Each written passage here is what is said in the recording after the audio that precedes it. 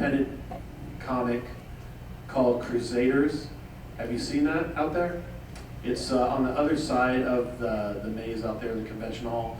And I actually walked by, I saw this comic book, beautiful artwork. I mean, that's what's going to catch you. When you're looking at comic books, the artwork's always going to catch you. And I said, yeah, I'm going to just pick this up. And I read it in graphic novel form. And it's one of the best written comic books I've read in a long time. Excluding Zenescope, because Zenescope, Pat Shand, who writes Zenescope, is just the bomb. But it's better than anything Marvel's doing right now. So he didn't tell me to say this, but go check them out. Really, go check them out. All these guys, independent comic book guys, check out their stuff. I always buy independent comic books from these guys. You know what I mean? So anyways, yeah, so a lot of my writing, to get back to what I was saying, is, it's all very, like Lord of the Rings, and there's always a point to it, But I don't use, like I said, it's historical fantasy. So you're not going to see a lot of orcs and things like that, but you'll see dragons and wizards and what have you. So anyways, I don't know how much time I have, but I'm sure it's getting close, and I should probably cut it short. So, is there any questions about books, novels, anything else? Questions you may have?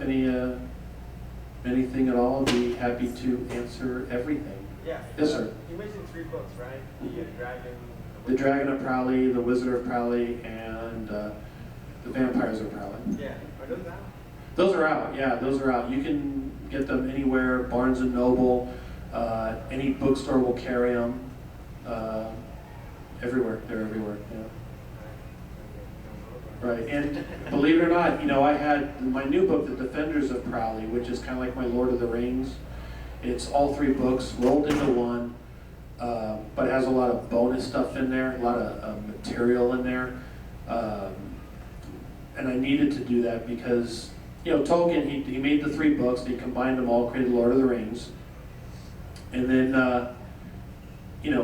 if you already have the 3 books, you don't need Lord of the Rings. So what I did is I added a bunch of added material in there so that people would be able to buy it again and learn some more stuff in regards to the characters. I prolonged a lot of the battle scenes, and what have you. And it's very fast-paced, because today when you're writing, you have to think of teenagers now on ADD.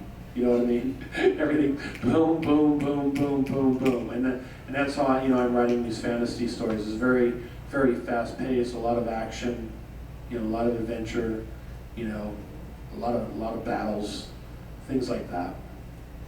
Yeah, but they're all out now. And Defenders of Prali, because that's the book tour I'm on now, the Defenders of Prali tour, and I'm actually the first author in history to ever do full book tours strictly at comic book conventions. I used to do my book tours at Barnes and Nobles and Borders. Borders closed down, so then it was just Barnes and Noble because I'm contracted with them. And one day I started doing comic book conventions, and then I started adding them to my tours. And then 2 years ago I said, you know what, I'm just going to do full book tours at conventions. So that's what I do now. And I love the convention atmosphere. It's better than literally sitting in a bookstore, right? I mean, it's more exciting, and I get to take pictures with a lot of great people dressed up in cosplay, and meet a lot of great, interesting people, And I found out it's also, great for networking, because I'm talking a lot about comics. I'm also working on a comic book, and I'm also looking for an artist. And I've had guys give me some examples of their work, and it sucks when I have to tell them, oh, sorry, man, you know what I mean? But my character is a sumo geisha. It's, if you guys know what a geisha is, yeah, you know what a sumo wrestler is. Yeah. Geisha is kind of a dancing girl, but she is a dancing girl that becomes extremely obese. But she loves sumo wrestling like a lot of people love WWE now. They call WWE, right? It's because I remember it was WWF. So she would practice by going out in the middle of the night and diving on cows and cattle and things like that. And then she becomes a sumo geisha. And to make a long story short, she's almost like a superhero. You know what I mean? And I guess think of it as like Marvel, the Blob, but female wearing a geisha costume. So there's a lot of comedy in it. It's funny, you know, it's entertaining, a lot of action. So I'm just trying to, you know, get that underway. And believe it or not, people go, "Where did you get that sumo geisha? I mean, are you kidding me?" I said, "Well, I knew this girl. I don't know her anymore for obvious reasons after I tell this story, but she would go to this Latin American country. I forget the name of it. What was the name of it? What is it? Belize. What? Belize. Belize. That's it. Belize. For like Halloween, and she would dress up in Halloween costumes. One year, and she's a very heavy girl. Nothing wrong with heavy girls, okay? Nothing wrong with that at all. She's extremely heavy. And she was wearing a geisha costume. And in all these pictures, everyone on her Facebook page, "Oh, you look so beautiful. It's the most beautiful picture I've ever seen. Oh my gosh, you look so gorgeous." I'm like, "Are you kidding me?" So I'm like, you know what? I'm going to make a character. I'm going to write a story about this. And that's where I came up with the sumo geisha. And I haven't heard from her since.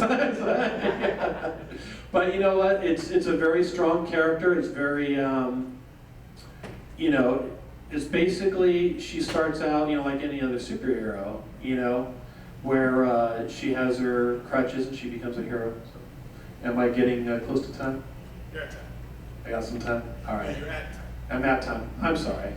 You know what? I'm used to talking like 2 or 3 hours, so I apologize. Was there one more question? One in the back, yeah? I was just curious, how did it feel like the first time you did it, you know, you invented a character, and then you come to something like this and you see people walking around dressed as that character? I mean, that's, Yeah.